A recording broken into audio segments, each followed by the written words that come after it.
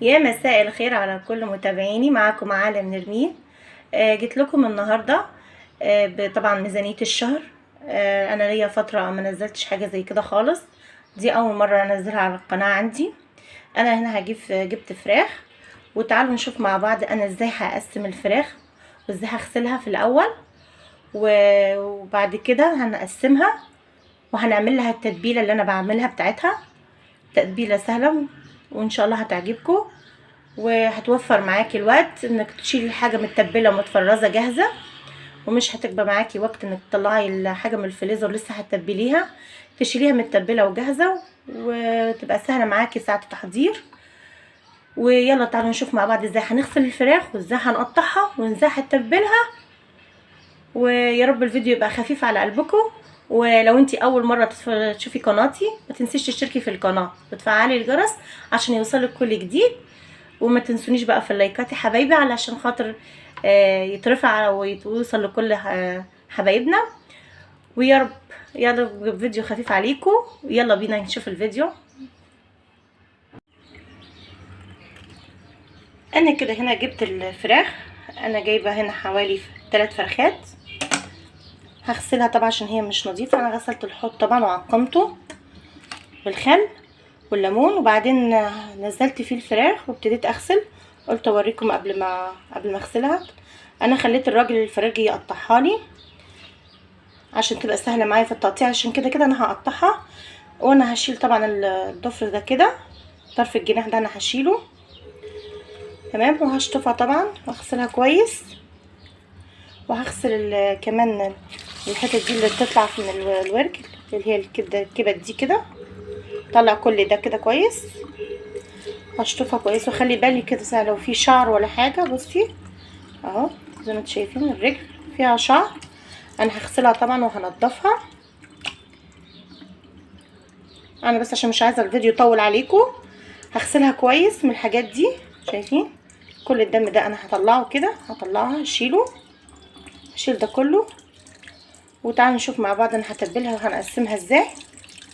دول كده 3 فرخات، وجايبه كمان هنا ديوك هوريها لكم بس بعد ما اغسل الفراخ دي كويس. هوريكم كمان الديوك عشان اكون فضيت الحوض. خليكم معايا تابعوني وهنكمل الفيديو سوا. انا كده جبت الطبق، هبتدي بقى اللي غسلته هرجع بقى ايه اعقمه. هحط الخل الاول، هحط ملح هنا كده شويه ملح حلوين خشنين تمام، وبعدين هنزل كده شويه خل كتار حلوين برضو، وهنزل بقى بالفراخ اللي انا غسلتها. اول ما اخلص الكميه بتاعتي ارجع على طول اعملها ايه، اعملها المحلول بتاعها كده لان انا انضفها اعقمها كويس.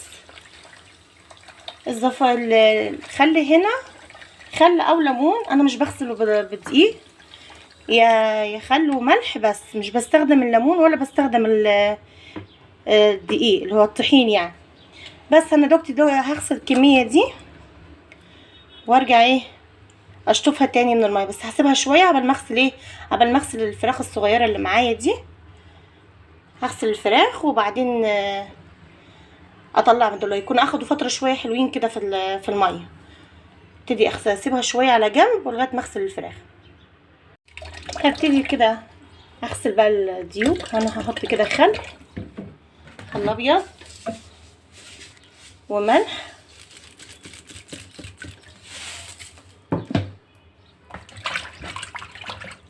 وهبتدي انزل الفراخ كده. هزود لها ميه كويس وابتدي بقى ايه اسيب الفراخ دي كويس في الميه علشان ايه تتعقم كويس تمام.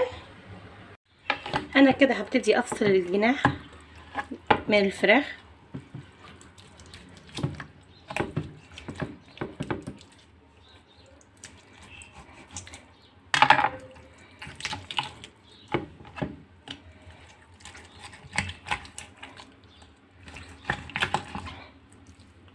كده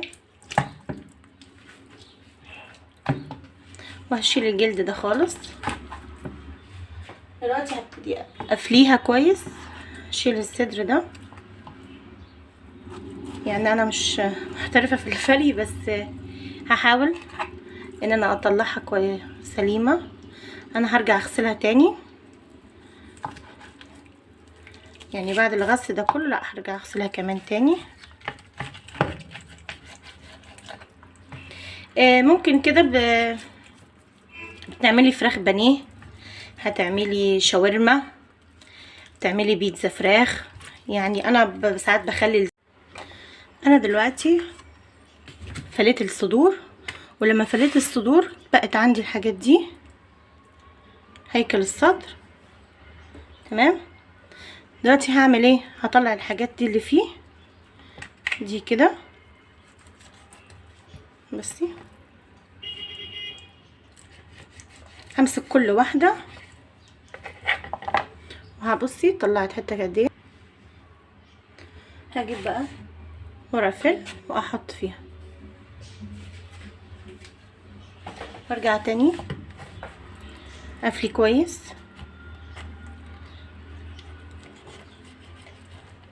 دي تطلع معاكي كده شويه شاورما برضو حلوين، ينفع برضو في العشاء او تعمليها سندوتشات للولاد.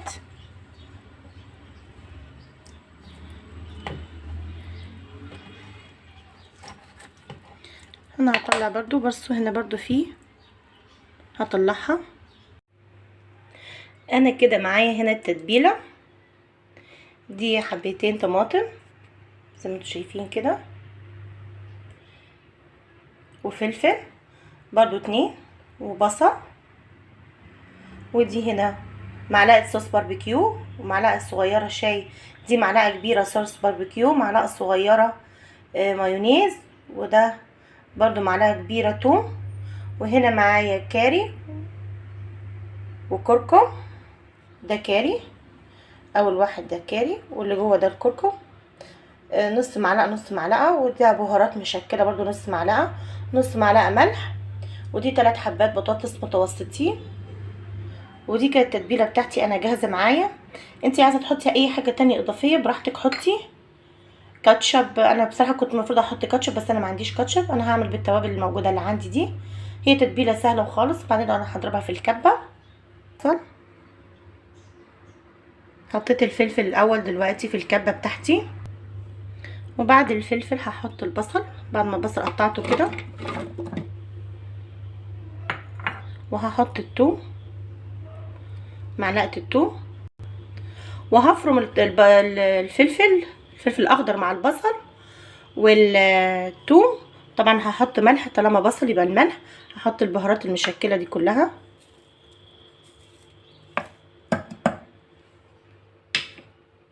وهبتدي بقى افرمهم. انا كده حطيت، بعد ما فرمت حطيت الطماطم والصلصه والصوص الباربيكيو والمايونيز. هبتدي بقى ارجع اضربهم تاني مع بعض.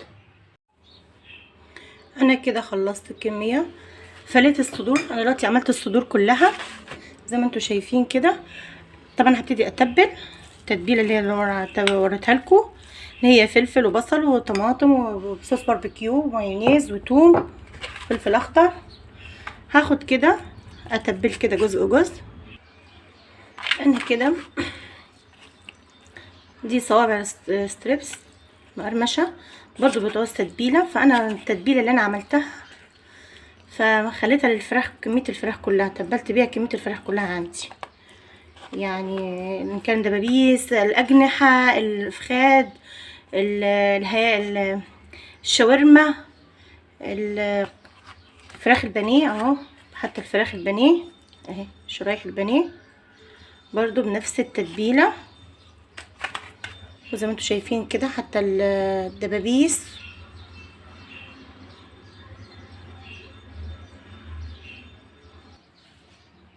زي ما انتم شايفين كده اهي الفخاد، دي الفخاد انا تبلتها، وهالدبابيس، ودي الشاورما، ودي الهياكل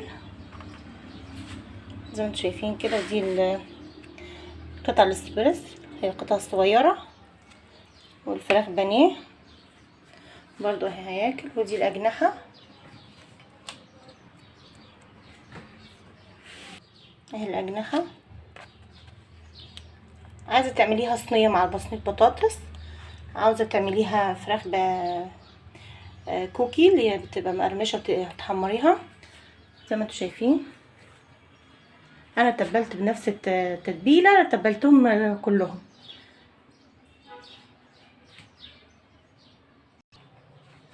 وكمان الفراخ خلاص كده انا غسلتها، هبتدي بس اكيسها احطها في الكياس.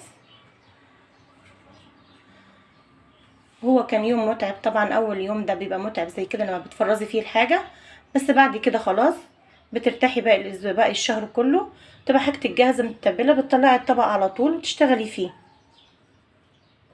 فما فيش هياخد وقت معاكي في المطبخ. هتبقى تطلعيه زي كده تحطيه على الرخامه يفك، تعملي الاكل على طول تسوي. ان كان هتقطعي بطاطس مع الاجنحه، الهياكل طبعا دي انا ما تبلتهاش عشان دي هسلقها هاخد منها الشوربه، فتمام. فيعني مفيش حاجه هتترمي معانا.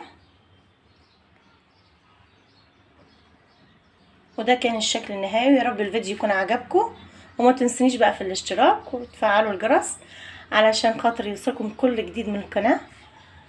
ومع السلامه.